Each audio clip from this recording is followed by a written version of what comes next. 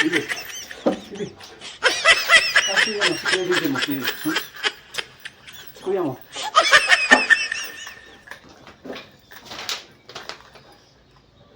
Good morning pa.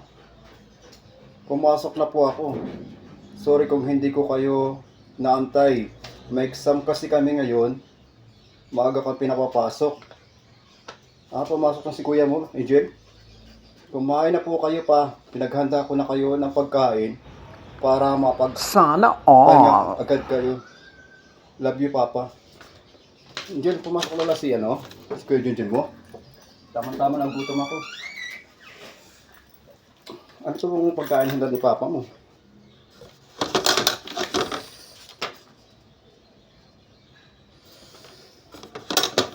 Pagkain na. Ay, ulam.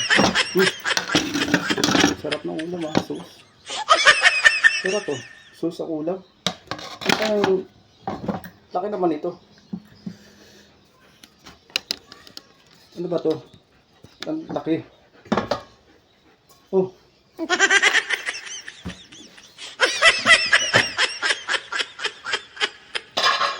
Sabi naman. Laki. Ano to? Ano naman? Ano pinadakulang ni Kuya mo? Oh. Wala rin naman to. Pasel pa. Oh. Sila pa.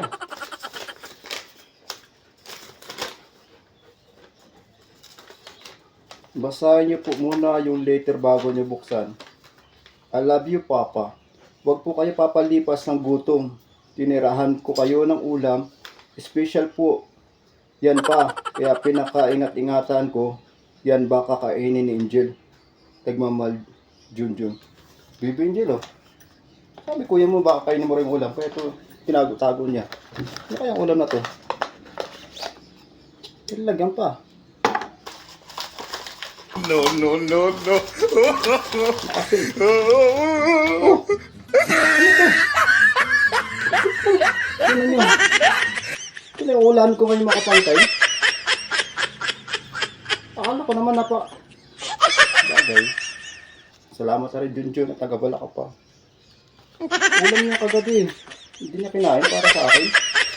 Talaga naman napakabay talaga ng anak niya.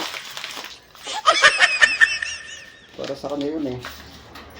Si Benjel, hindi kinain pala ni kuya mo yung ulam. Para sa kanya.